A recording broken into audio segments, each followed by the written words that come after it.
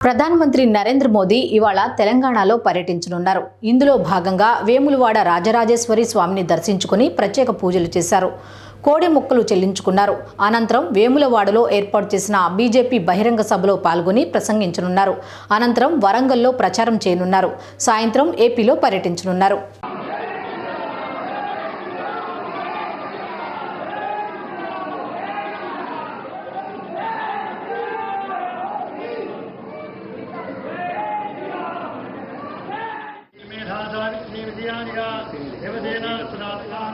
नमस्करोमि कात्यायनाय विद्महे शरण्ये त्र्यम्बके देवी नारायणे नमोस्तुते कल्पमानं प्रकल्पमानमुपकल्प्यं लब्धं श्रीदेवपदीयराजत्सम्भोगं भोगा चित्रकेतुप्रभानाभान् संवहान् ज्योतिष्काकस्तेजस्वानाथवक्रस्यवन्नभितमन्नो रोदना लोकास्तवस्ताः सुखिनो भवन्तु